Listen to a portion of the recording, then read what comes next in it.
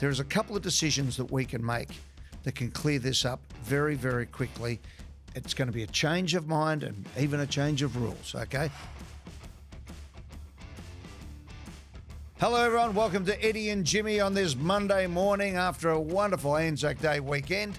Jimmy is Jimmy Bartel. Hello, Jimmy. How are you, mate? Yeah, I'm good, thanks, Ed. Thanks to our friends at Fiji Airways, Paul Scurra and all his team. The friendly airways they are, by the way. And I tell you what, as we've got the beautiful weather going at the moment, but as it starts getting a little bit cold, I think Fiji's the place to go. Well, I think a bit of sunshine and fresh air could do the AFL the world of good. Go straight into Vancouver, straight into Honolulu as well, LA, Dallas, San Francisco. It is the absolute hub, and you can use all your One World travel requirements. They've got the ripping new planes, and as I said, the most friendly staff you can have. And our friends at Hyundai, who do a fantastic job, been great sponsors of so many clubs over the years, particularly Carlton for a long, long time. Jimmy, what a weekend we had of football. It was fantastic, wasn't it, in many ways? Yeah, it was some great football being played, but unfortunately we're talking about football, but we're not talking as much about the actual product on the field. This is the annoying thing, isn't it? Yeah. There's been so much great football, and we're talking about all the sub-rules around the outside. Yeah, is that right? The little things that add up to the game on the ground. And I know I jokingly just said, because thanks to Fiji Airways, but a bit of fresh air. We need a bit of fresh air around some of the decision-making going on. And let's start with the ARC. Okay, well, let me just say this. The AFL, Australian rules football, used to be known as a game without rules, okay? Now we have more rules than the ATO, okay, and more subsets. So let's go to the ARC in a second, right? And we're going to have a look at the incidents that have driven one mad. But I want to ask you specifically, what is it about the ARC that drives you mad? Remembering that the ARC works, but it's the execution of what they're seeing that is driving everybody nuts. Yep. Well, yeah, it's more than one thing. It's the correct decision, the time it takes, and have we spent enough on the technology? Okay. So if I said to you, if I walked into a room and said to you, can you find the table in front of us here? Okay, there's a big table. You can see it. There you go. There's a shot. There's a big table. If I said to you, go and find in this room an ant, what's going to be that? How long does it take you to find the table as opposed to the ant? Big difference. Okay. So let's roll the Rowan Marshall, and I'll make the point. There is a couple of decisions that we can make that can clear this up very, very quickly. It's going to be a change of mind and even a change of rules, okay? Have to wait till next season to do it. I think we should do it in the VFL, but let's go. So let's have a look at the Rowan Marshall incident here, okay? Now, everyone lost their mind here because they couldn't quite work out whether a fraction of the ball was still in play, okay? But that's the answer. Can I just quickly add to that? Yeah. The fact that then they had 30 seconds of play and the ball was up on centre wing and they brought the game back, which then Rowan Marshall ended up doing this, which is he snapped it around the corner. Look, it didn't have a bearing on the result, but that's not the point. Okay, so we'll just, for the sake of our technicians, let him kick the goal, and then I'll ask him to replay what we've just seen, and I'll give you the answer to a problem that takes all the time issue out of the ARC, okay? Rowan Marshall kicks the goal. There it is. Okay, now can we just go back to the start of that again? Stop there. If I changed the rule and said any part of the ball needs to be over the line for it to be a score, it's finished. It's not a bad adjustment, but is that going to be the same as around the boundary? Yep. So call it outside the field of play, which is score, owns the ball. Any part of the ball breaks the plane, and that's your result. Instead of all of it, because if you ever look at that there, you can make an instantaneous decision, and it's all done. The ball's gone over the line, it's a point, okay? Now, if you're trying to work out whether there's to use a Rex Hunter 15th of the ball there. Now, that's on an angle, shooting from behind. You've got the fat part of the goal post there. Is it the behind post that it's got to go past? Is it the goal post? Is it the line? You can't tell in that situation, but my God, I can tell you right now, that's a point if you go with the new rule. Yeah, and a lot of those freeze frames actually don't take into account that control. Of course not. Because, you can be in the middle of bobbling the ball and it looks like you're control. But so we get rid of all that ifs and buts and you go, has the ball gone through the plane? Yes. I'd love to empower the boundary umpire who is right. No, I'm going to get to the boundary umpire in a minute, okay? Oh, dear. So what do we say there? Point? I think most would be comfortable with that being a point, wouldn't we? Okay, well then we do that. Okay, so that's the same as the goal line as well. So look where the goal umpire is there, squatting over the line, in as good a position as you can possibly be in that situation, right? Now you're asking for the boundary umpire who's had to run up and down like a hairy goat to be in position there. Now they're standing right. Yeah, I know, because it was a shot going in, but a lot of the times they're running in the wrong direction. Now, I know you don't like this, but bad luck. 2 goal umpires, right, means that you've got a goal umpire who's there, who moves across, and you've got the other one who'd be on the other side of the behind post. You'll be able to make the call. You won't even need to go to the arc in these situations. You can see that the ball has broken the plane. Can I? Okay. Now, No. hang on, because here's the other part of. Let's not even call them goal umpires. That umpire then, who is the other goal umpire, the new one that I've got there, also has got control of basically the boundary line to the 50-metre arc, okay? Which means your boundary umpire can be between the arcs, which is where you have to officiate on whether it's a last touch. We've got the umpires in the wrong spot. I've moved off. Let me just get the first answer. Do you agree that if we said the ball breaking the plane is all you need to do, would speed up and end all the nonsense we have? I would agree with that. Okay, stop there. Okay, so that's what we change. Tick. Yeah, I'm pretty comfortable with it. Tick, bang. Right. So we have now made the arc almost foolproof. Right. The time has disappeared. Right. Because you just got to go bang on the freeze frame. Now we're doing this, with our techos here. They just did that. We could see it. Bang. We could be the arc. Boom. Done. Yep. That's fixed. It's hard to disagree with that. Okay. Now, have we got the vision, I've got to ask our producer, Richard, of the North Melbourne touch? The Griffin Logue? Right. Can we go to Griffin Logue? Now, you can't tell if he's touched it there. Well, it's not even that bit. It's not even that bit. That's the problem. They'll play the bit where he actually touches. So here we go. It's his left hand. Yep. There. Now, whether he touched it or not, you can't really tell. You think you can, but you can't. But isn't the issue here that Fox were able to do this quickly, but the arc didn't do it? No, but let me put it to you this way. This came after the St Kilda thing. So how do you reckon the pressure was on the arc for a quick decision? Now, I think they looked at the second one a lot longer than they did the first one. Okay? So there's that issue. Here's the solution. Get rid of touched. Yeah, you don't have me there. Yeah, okay. I'm not worrying about that. But let me sell it. Clearly I know. But let me sell it to you. If the ball goes 15 metres, I don't care if it comes off your hand. If you're not good enough to smother it, why do you get the benefit? Why don't we turn it into the benefit goes to the attacking player rather than the defending player? Now, in that situation, Logue wasn't good enough to get a hand on the ball in any meaningful way, so bad luck. Yeah. So, but if you touch the ball and it goes 15 metres and you mark it, it's a mark. And guess what? It happens a lot more in a game than anyone has given credit to. We're only finding these anomalies now because we've got the technology nearly there to make the decision. So the ball gets kicked in. How many times does the ball touch, play on, and somebody marks it, they grab it, and we have another ball up? Why don't we just let it, unless it doesn't matter if you smother it. If you smother it, it doesn't matter. If it comes in, you take the mark. Second point to that, in that situation that we saw, it's a goal, mate. If you knock it through, it's a goal. No. If you punch it through in a marking contest, fine. So, but there's no difference between tapping it with an open hand and punching it. No, but I'm just saying, what we have is a situation. I'd get rid of the rush behinds, is what I'm saying.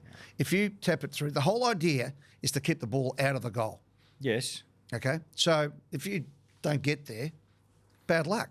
Yeah. Again, I'm more reluctant to make rule changes on the outlier than the consistent thing. So I know, but what I'm saying to you is this: we changed the rules on everything. Yeah. I'm not anti rule change. I just but you've got me on one of the three things, which I can come with you to the party on if any of the ball is over the goal line. So we've changed that one, right? Yeah, but you're not going to get me there yet. On just if it's touched. Okay, so I'm not trying to convince you. And you're not getting me there on the additional goal umpires. Well, I'll ask you this question. And they always say don't answer a question with another question.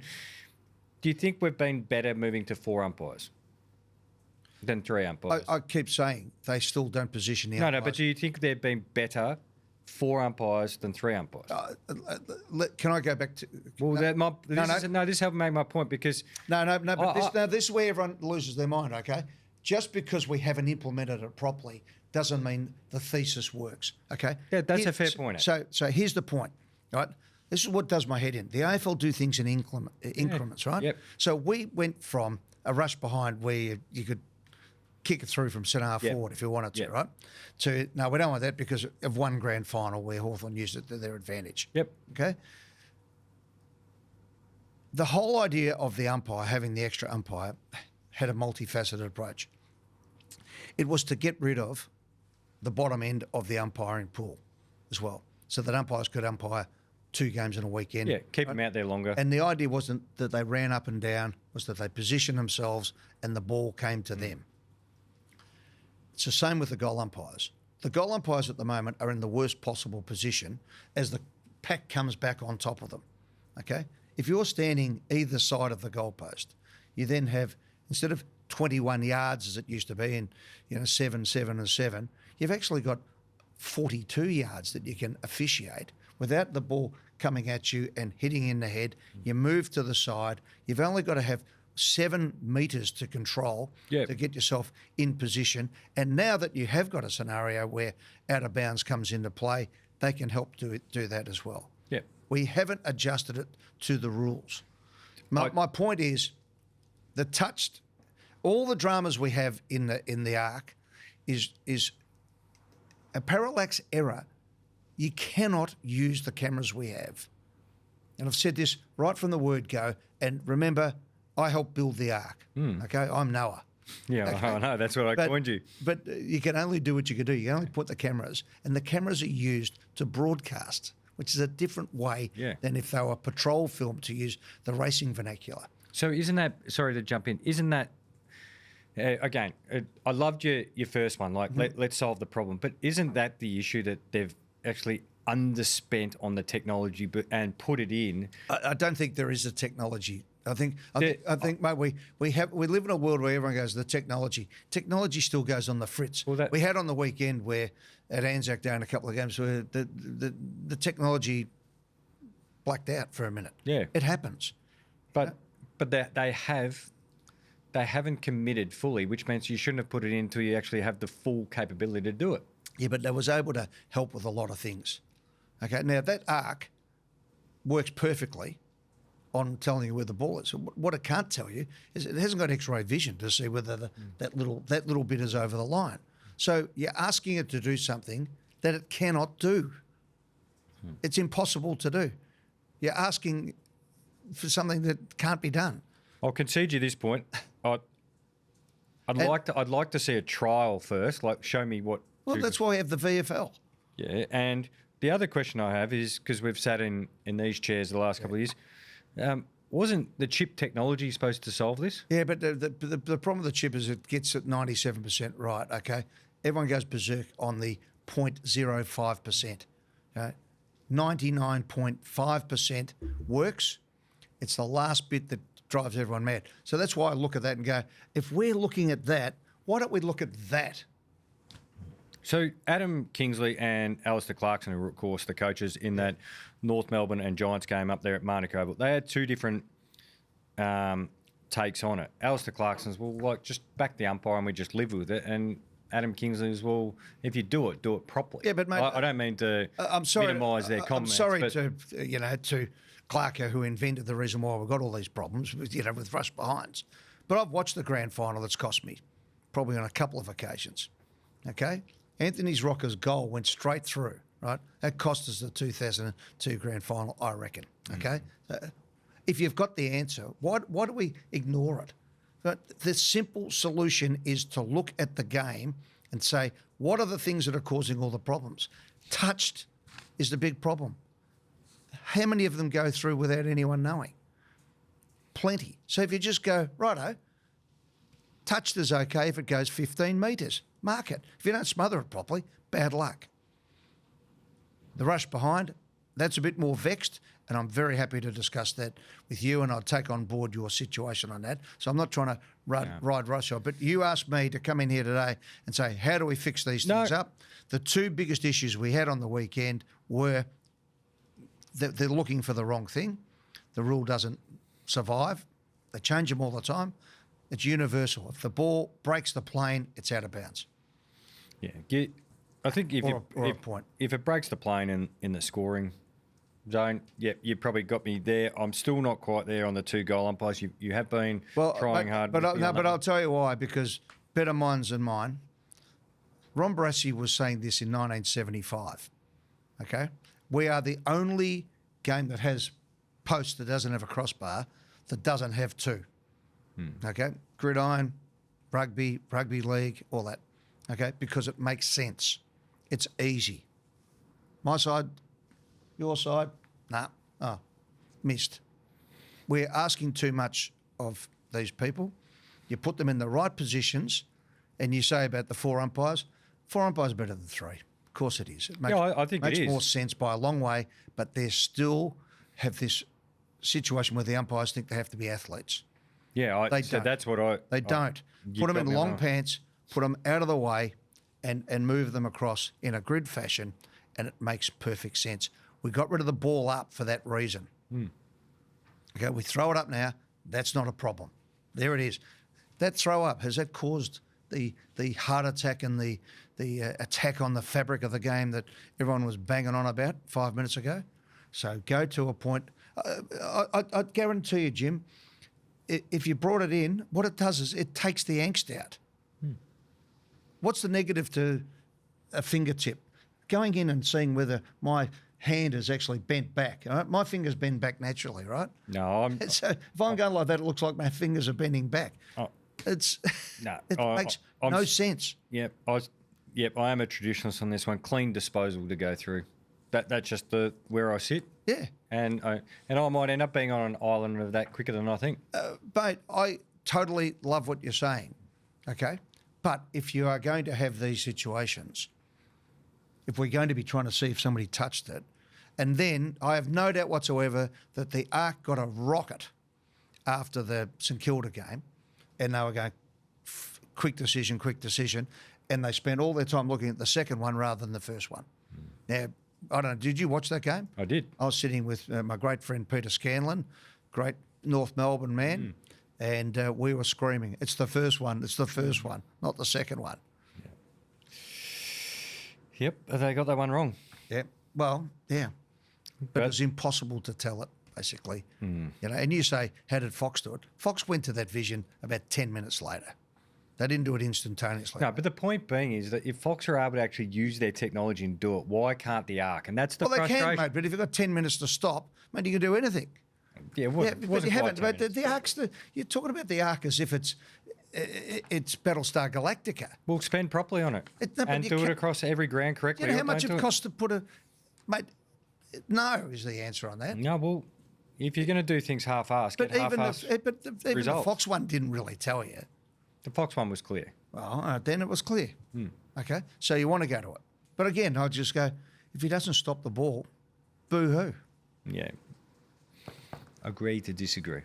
Okay, but just on that one, though, you had a win. But I would love, you know what, I reckon one of the great cold spoon moments of football is when you're pressing and you kick it long to the goal square and everyone just thumps it through and the crowd goes, ah.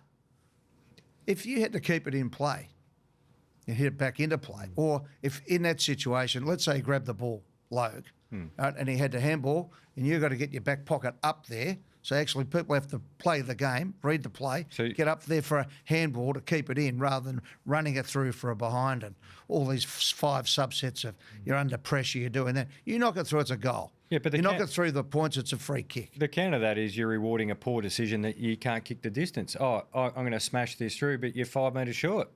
Yeah, but that's not your fault. It is your fault. You made a bad decision. If you can't kick the distance or you can't execute a skill that is quite simple, kick the ball over the line without being touched, that's not executing a skill. Mate, we're the only game in the world that actually gives you a point for missing. And that's why, okay? And what we do is we give the defenders an out for not defending. Their job's to get the ball out.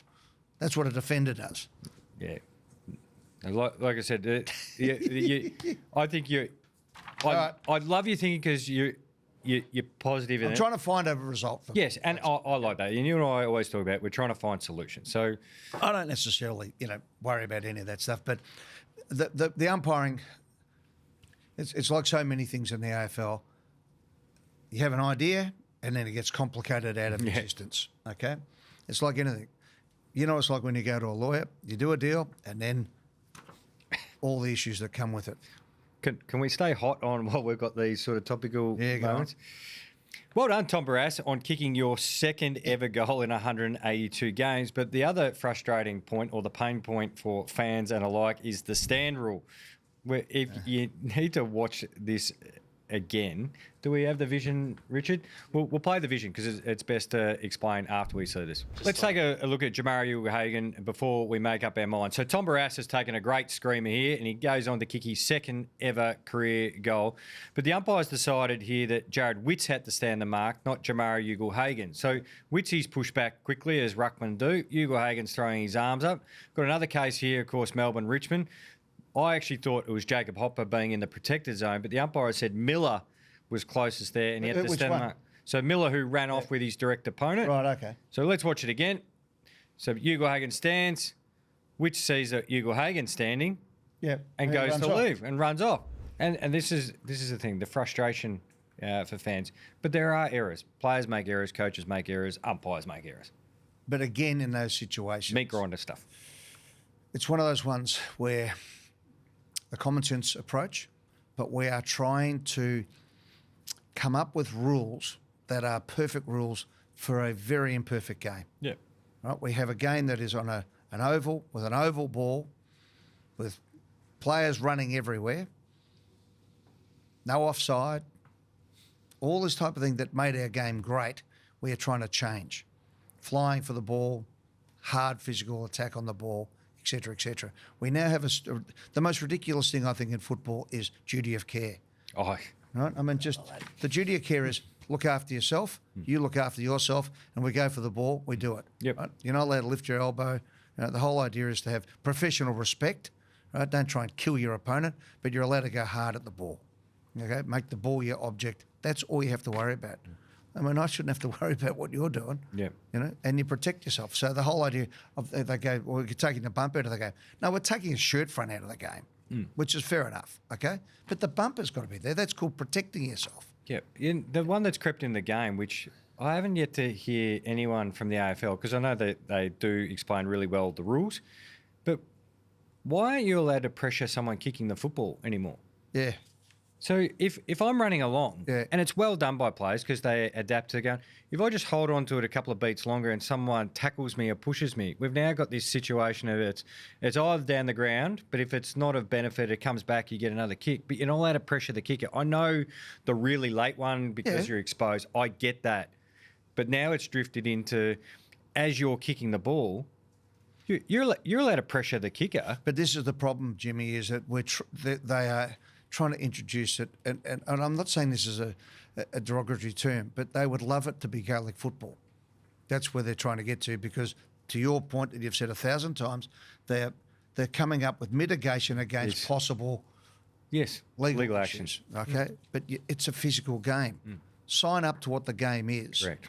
Put the rules in place and adjudicate the rules accordingly. So we want to get out of the game, shirt fronts, punching people, jumper punches, stomach punches. Pretty simple. You do it, you get rubbed out. It's not that hard, is it? No. Hey, Ed, let's get really positive. Right. Now, it says here on the rundown 90 seconds. Yeah. But I'm going to give you 2 minutes here. Scott Pendlebury. Okay, can I start with a negative on Scott Pendlebury? And the negative is, have you read today's Herald Sun? Now, Jay Clark, I love Jay. Jay Clark's very tight with Scott Pendlebury. They had the podcast. I know. The Jock and the Journo or something like that. Well, this was the Jerk and the Journo. No, the Jerk, the Jock and the Jerk on this one, okay? Oh, right? Poor Jay-Z. I'm coming after Jay-Z, right? Jay-Z, look out. Right. You know why? You know what he wrote today? On the Monday in the Herald Sun, the Bible of football, okay? He writes, after Scott Pendlebury has played one of the greatest games, and I had one of the most emotional moments as a Collingwood supporter ever on Saturday at the end of the game when he was standing there. We all knew he was going to get the Anzac Day medal, the fourth going past Hurdy, who was on 3 apiece, and the entire Collingwood crowd stayed to a person and bowed and chanted Pendles and his teammates around him, and it was the most wonderful thing. And now we're going, wow. No one's saying this bloke's limping over the line to get to the record. This is just absolutely magnificent, and maybe even a taste of the way we go when we're going to have extended seasons, about how we can get players to play X amount of games and, you know, manage them through and all that. And I pick up the paper today, Jay Clark, Pendlebury should go to Carlton. Yeah. Mate, can we actually get a bloke? I mean, it's like, you know... Come on, Jay-Z. Come on, mate. It's like every time somebody gets half a decent game, oh, Tasmania are offering him $10 million to go. Oh, he's now bumped himself up and he'll do this and he'll do... Can we just enjoy the season without these money ball... Yeah, but pissant bloody account I'm not making any defence for you, seriously. Jay-Z. But fair dinkum, today, if ever you're going to write anything about, today is the day you write about how he's an ornament to the game. Correct. What a great Collingwood man he is, and what he could even do for Collingwood if he stayed. But no, we always have to go into this next layer. Do you know Scott Pendlebury going to Carlton? Seriously? All right, you got. Can I just throw my little negative in? Now, it's not even about Pendles before we get in the positive. Right. I've never bought into it. The conversation of the greatest pie and even the greatest bulldog and the greatest cat and things like that. Players can be the greatest of their generation. Their era. Yeah, their era. That's a better way of putting it. Because we just discussed there's different rules, there's different playing conditions, there's different grounds. There's professionalism. And there's all sorts of elements that it just don't know. Instead of trying to pit Peter Dacos against Nathan Buckley, against Scott Pendlebury, against one Bob of the Coventries, Harry Collier, Dick Lee. And you can throw another 100 names because you live and breathe this stuff. And potentially what Nick Dacos could do, or there might be someone in 10 years. Just stop doing that, because I feel like you actually then have to pick scabs off somebody else just to prove your point. Well, I think even these teams of the century, they don't work. I mean, you know...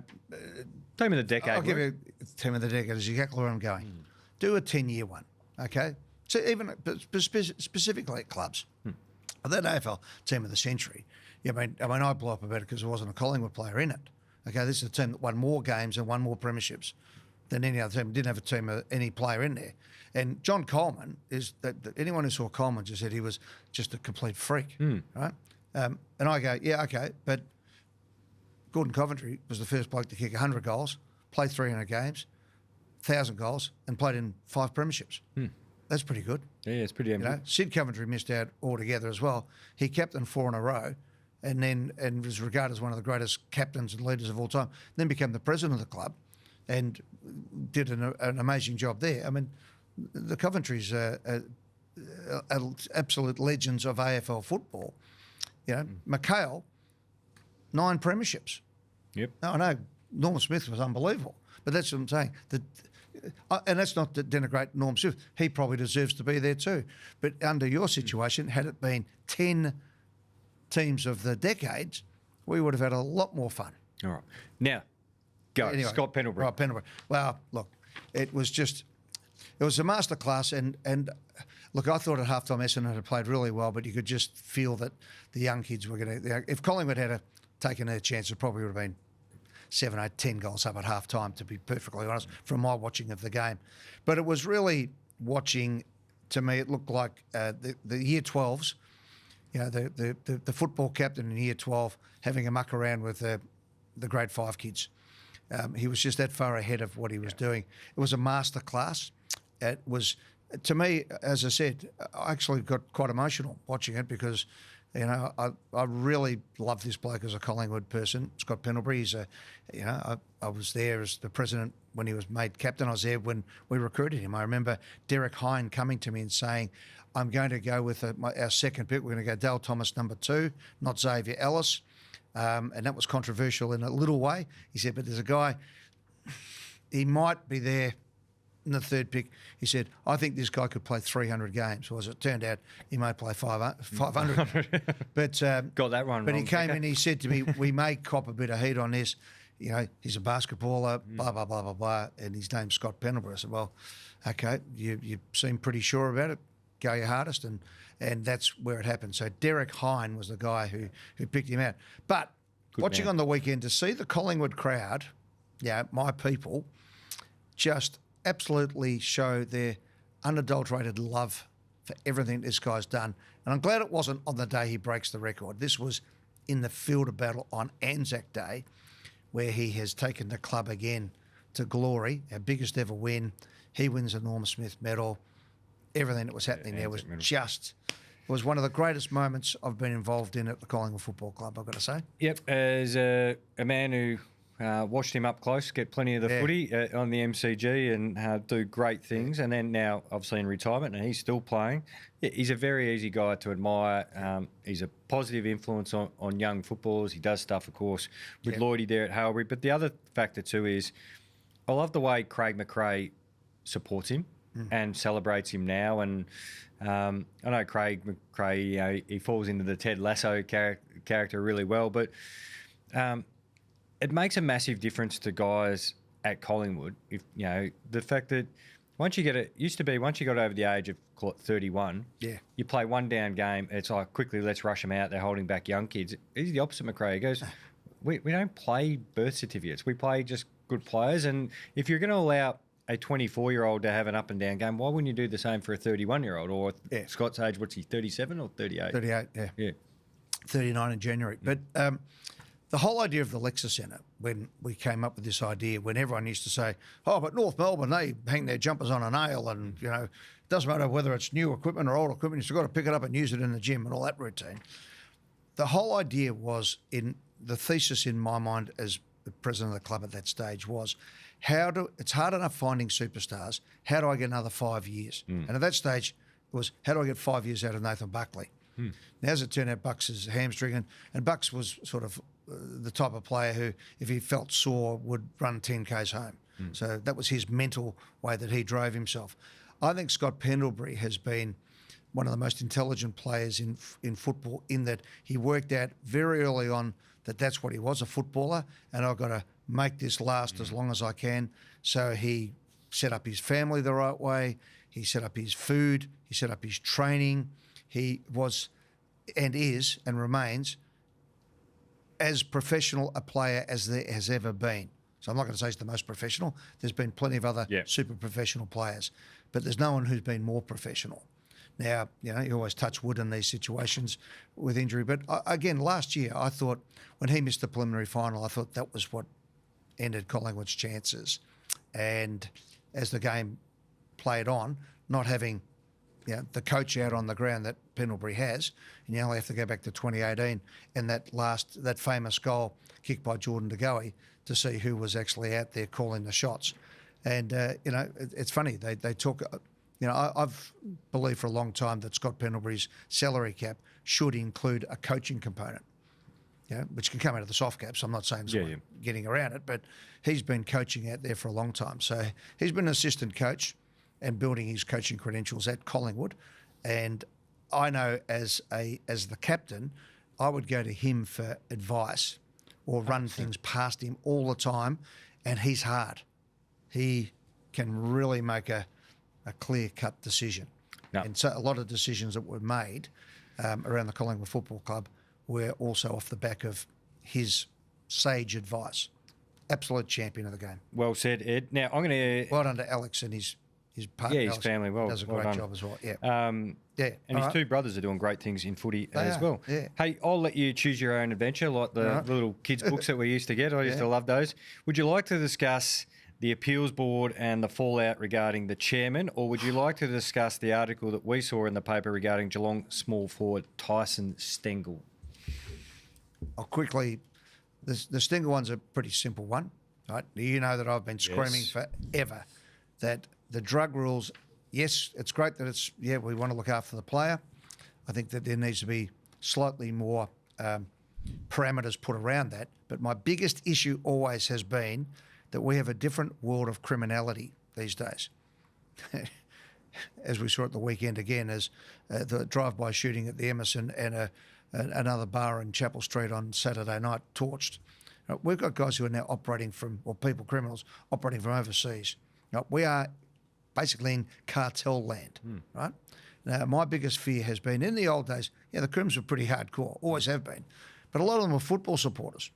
And they'd often ring you up and say, one of your blokes played up the other night, pull his nose, we put him in a cab and send him home, but if he doesn't behave, he's going to get himself into a bit of trouble. Yep. And you do that. Now, these days, we know they'll shoot you as fast as look at you, they'll burn your house down. So my worry has always been with the drug situation is that the opportunity to blackmail a player by having photos, because if you get a photo taken of you taking drugs, you get, 2 to 4 weeks, I think it is now, under the new rules. If you self-report, you get nothing. The new rules are coming in, they're slightly more onerous, but to me, the situation, and the story we're talking about is that Tyson Stengle was being blackmailed by allegedly by a criminal faction outside of Victoria. Is that the story? That was what was being reported. Yeah. So my worry has been indicated. Can I just read this just so we make sure? Jordan McCarthy wrote in the Herald Sun on the weekend that senior footy figures have concerns that Geelong small forward Tyson Stengle could have been targeted in extortion attempts by criminals based in another state. Yeah. So that's my worry, is that if you're dealing with organised crime as soon as you start taking drugs, okay, and you don't want to be bringing that into your competition. No. So I think that he still should be. Yes, the player should be looked after. And it might even go to where where Carlton are doing their investigations as well, and any other player in the caper, and that is that you must be right and ready to go as a player in the senior level of the competition. Less kumbaya, more straight up. And this is where we're going. So here we go. I hope that's wrong for Tyson Stengle, but he seems to be in a bit of pain at the moment. Yeah. Can I read you this statement? This is a smaller part of a bigger statement. Oh, yeah. We observe that football is a hard game. It is a highly competitive, particularly at its higher levels, the Appeals Board wrote. It is commonplace that players can employ language from time to time which is racist, sexist or homophobic whilst on the field. So this is now sacked Chair of the Appeals Board, Will Horton, KC. Yeah. Now, look, there'll be an element of the public go, well, words are just words. All right, that's a different conversation. But the fact that a KC, a very bright individual, wrote that paragraph, Ed, has quite rightly... well, that goes back to... That reads as, if you're under a bit of stress, go your heart. That was 1990s thinking there, early 1990s, until Michael Long. That was the turning point. He said, no, we're not taking that anymore. And that's where it's at. And since then, we've also had homophobic language. Yeah, we've all agreed. Everyone's agreed on this. We don't like it. Yep. Okay. So that's the rule. So look, I don't know where Will Horton KC was coming from. Yeah, I can. I do know where he's coming from. Let me say that. Okay, but it's not appropriate. No. And the AFL have made the decision. They offered him to resign. He refused to resign, so he's been stood down. I've said this many times. The AFL is, you could probably put a bit, is the world governing body of Australian rules football. Yep. So they can do things like that. Yep. If you went down to Docklands, where they're all based, there's a lot of smart people in there. And I know bashing the AFL is a great sport to take part in from Monday to Friday until your team plays and then you go back to it. But there's a lot of smart people in there. That the fact that you have this appeals board, you have the absolute diabolical nature that they ran the Zach Butters case. Yep. That if that is not the starting point or the catalyst to actually go, our process. Yep. And I'm not throwing Michael Christian under the bus. He's just working with the tools that he's got. But the process of MRO, then we've got a tribunal, and then we've got an appeals. Yep. And then we've got the AFL overseeing it. Or that is a lot of time and money wasted for not right outcomes. It doesn't need to be that hard. Let me put it this way. Sorry, mate. If this isn't, in the last 2 weeks, enough, as I say, crack a window, get some fresh air, enough of a moment where you go, look, we've just kept pushing it down. Next week there'll be another problem. They'll take the eyes off it. If what's happened the last 2 weeks where they haven't gone, right, here's the thing, a task force to sit here and go, here's our opportunity. Don't waste the crisis. Fix this whole thing. Firstly, you don't need an appeals board. Damien Barrett says all the time, the tribunal is the appeals board. Yeah. Give Michael Christian a proper matrix to work with. This goes back to Andrew Dunkley being able to play in, what was it, the 1996 grand final? And where the Swans went to court, and then they did it with Barry Hall down the track. Okay? So then we had to put in all these different things.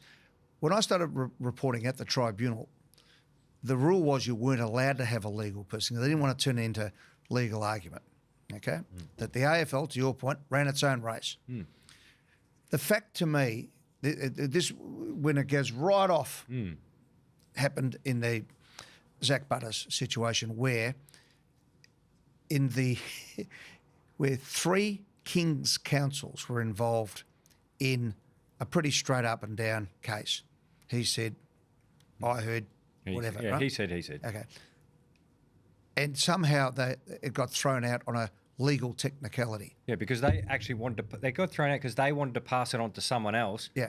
But they were under the direction they weren't allowed to do that. So we go, oh, well.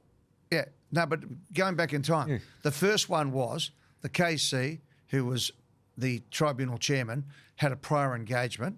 Okay. Jason Johnson, who's a real estate agent, had a prior engagement. He said, I can only be here till then. Now, first off, that's where the AFL should have said. Somebody else, or we'll do it tomorrow. Or, more to the point where we're both heading to, just run it yourself. I mean, Greg Swan met with the umpire and met with Zach Butters and said, righto, you know what we believe that you said what you said, and we believe you heard what you heard. And somewhere amongst there, because we actually had a microphone that was on and it didn't pick it up, why don't we just agree to disagree on this one? You got a 50 metre against you for saying something, cost you the game, cost you a goal. That's probably enough. Yeah. And this is where I said he could have made the decision and gone, hey, you know what we've got coming up this week? Umpire appreciation round. Paul, you give us 2.5, we'll put in 2.5 and we'll throw it to South Australia. I wouldn't even go that. No, but it's a way to put it both. No, we're always doing a PR bullshit thing. Well, That's the thing. No, mate, here's a simple thing. You gave a free kick, you got the 50, mate, enough, right? There's not enough, there's no evidence to go one way or the other. Bang, that's it, pull up. Yeah. You know, and umpire foot, I'm sorry, mate, yeah, you do work at Sportsbet, and that's going to put you in trouble, and they're going to put your head in the lion's mouth, and somebody's going to pull the tail one day, and that day is now. You've done nothing wrong, but that's where it's at, okay? That's the real world we live in. In the meantime, we go to King's councils, and they get done on a point of law. Then we go to the appeal, and then at the end of it, we go, that'll do us. We walk away. You forgot about the barking dog involved. Oh, well, no, you know, that was by that stage I had the Benny Hill music going. You know, I really did. You just go, seriously, but what it does there, you can all laugh about it, but it actually takes away your confidence. Yeah. Okay. I think that's and you a great sit point. there and you go, seriously, how many people? How much? I mean, look, even if they're doing it for free, and I think that they donate a lot of their time and effort, but even going back to the Collard one. So you've got Jeff Gleeson, KC, who follows the AFL's sort of rule that if you come up a second time on these things, we double your penalty.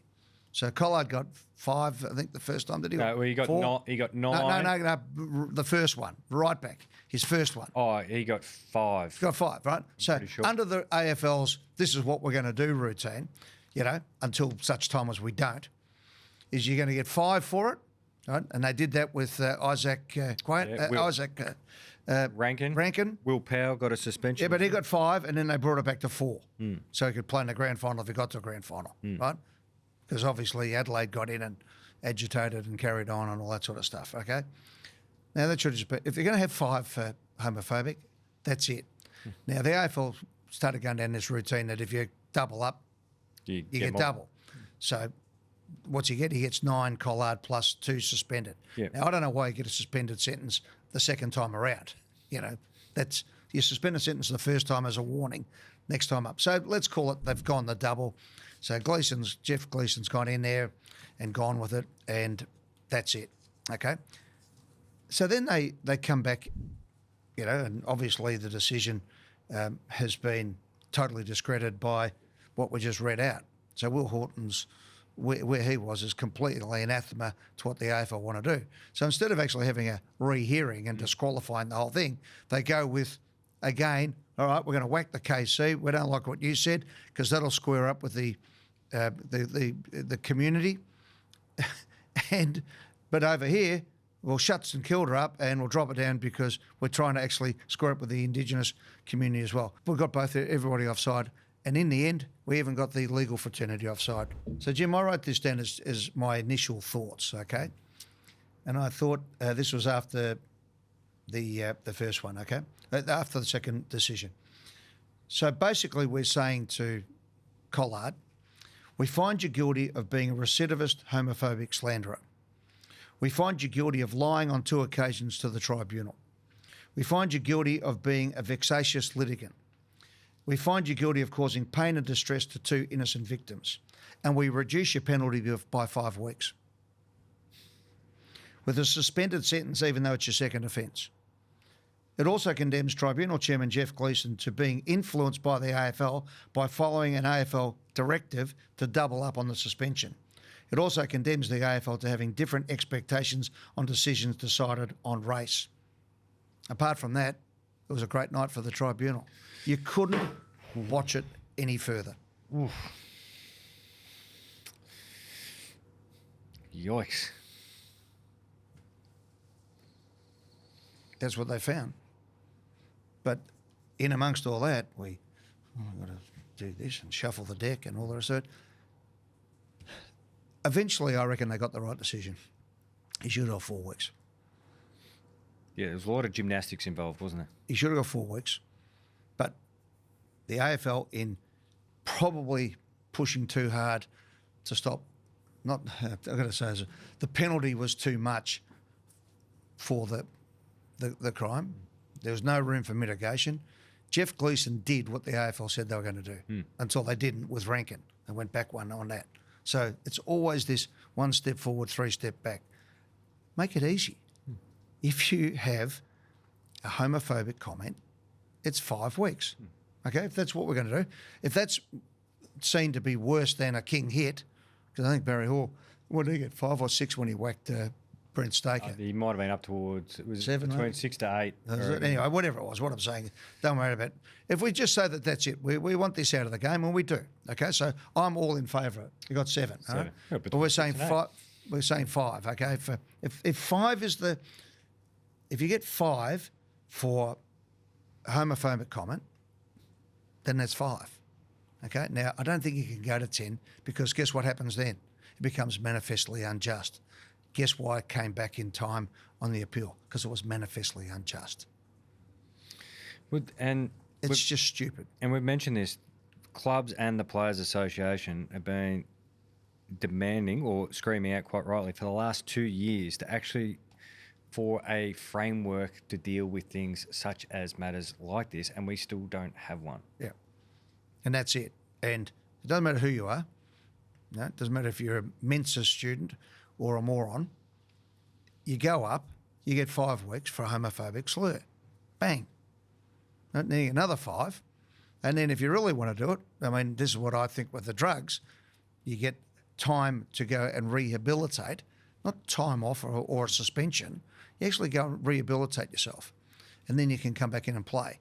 If then you've got another problem, by the time you get to the 3rd time around, you unfortunately have a condition that disqualifies you from playing. Well, clubs would be reluctant to play you because, like, if you're going to just keep doing it, you're costing 5 weeks. We've got blokes who've got more strikes than Vic Rail. Update that one. More strikes than the CFMEU. Hang on. No, you know what I mean? I mean, but this is where it is. And we tie ourselves up in knots because when you're close to all these people, you can understand it, right? I understand St Kilda going into bat for Lance Collard because the kid has, this is his chance in life. St Kilda are doing the right thing. Yep. They're backing in. Totally. And it's his chance in life. Okay? But somewhere along the line, now we've had, how many QCs went through all that, or KCs went through those 2 appeals? What do we count? 3? I don't want to sell someone short if they've made the case. At least 2 chairmen, and we had, and in the end, we've ended up with everyone's upset. Yeah. Anyway. Time to do the Bartel Medal, Ed. Yeah. Did we ever get to talk about footy at any stage? I think that's what I said off the top. It would be nice to talk about some great footy, but hopefully we can do this in the Bartel Medal. Yeah, go. Jamal's put his votes in. Yep. He gave 3 votes to the man, Scott Pendlebury, 2 to your boy, Nick Dacos, and 1 to Marcus Bontempelli. Go. Round 7, 1. The Bont gets 1 vote from me. Yep. Big Jordan Sweet. He was very good. Archie Roberts, of course, I thought was Essendon's best. He kept fighting the fight there at the MCG. Lockie Jones. He's a big unit for a young lad for the Port Adelaide Power. Sammy Walsh, Snags, Higgins, Impey, Watson and Amon. 2 votes, Nick Dacos, Charlie Curnow. Sparrow is having a very good year for the Ds. Georgiades could have kicked 10 against the Cats. Luke Jackson's putting together a very, very good year for the Dockers. Naz and Wilkie, what a player. Well done, Hugo Garcia, Will Ashcroft, and Jack Gunston might play to his 50 as well. Yeah, we should bracket him with Pendles. Yeah. In the way he's playing, it's just been magnificent. I know it's hard for some people. If you're a young kid who loves your football and you love playing forward, you don't have to be a Hawthorn supporter. If you can convince mum or dad or whoever else to take you to a game and just watch him. He's so much better to watch live, Jack Gunston. Yep. 3 votes, Jai Newcomb. Well done. Pendles gets 3. On the Bartel scale, why doesn't he get 4? On who? Pendles. No. You gave 4 last week to somebody. You got 4 last week. Jezza. So you kicked 10. So 43 2 goals on Anzac Day. That's in this, we've had 4 players have 40 possessions. So how many players kick 10 in a year? Newcomb, if he gets 50, he might get in there. Newcomb, Pendles, Cozzy. Geez, Cozzy's fun to watch. Jason Horne-Francis is, speaking of putting together a good year. Bolton from Freo. When I watch him on the couch, I feel that my hamstrings are going to break. How can you run flat out and pick up the ball at that speed? Charlie Cameron's back. I don't think people are highlighting it enough. He's playing really good footy. So is Lockie Neal. Zach Bailey makes it interesting because he's got some big contracts. And Jordan Dawson. You're going to do the Jay Clark, are you? He gets 3 votes, Bailey, and you're going to ship him off somewhere. No. I'm just saying that his value's going. And Jordan Dawson. So your 4 votes is the AFL trying to make everybody happy routine. Don't you just stick to it, mate. Yeah, we're giving everybody votes. You wait a second. I might get a KC. I know a few now after the last couple of weeks. On to you, Jordan Dawson. There is a lot of love to you in the football world. Well done to Brisbane on the class act, and we want nothing but good things for you and your family, and everyone's thinking of you. But to put in that performance, and also well done, a beautiful moment with Joel Selwood as well. 100%. But to put in that sort of performance was extraordinary. Yeah. So Jordan Dawson, we tip our cap to you, which gives us a leaderboard, 3-way tie on 9 votes with Horne-Francis. It's Petrarca, Max Gawn, Cozzy on 10 votes, the Bont on 12, and Nick Dacos on 15. The Bont with getting a vote when they got flogged and he was running around on one leg just showed what a great leader. And 29 and 2 on one leg. And what about the left foot goal he kicked? Yeah, but he was kicking lasers. Yeah. Strap that leg up every week. He's an absolute ripper, isn't he? All right, we'll talk to you on Wednesday. We'll get your questions on eddieandjimmy@9.com.au. And there we go. So plenty to think about there. Meaty. The one thing we probably are unanimous on that should be a rule change is if the ball breaks the plane, that's the score. It's a score. Well, okay. We'll bring the rest in as we go. Catch you on Wednesday.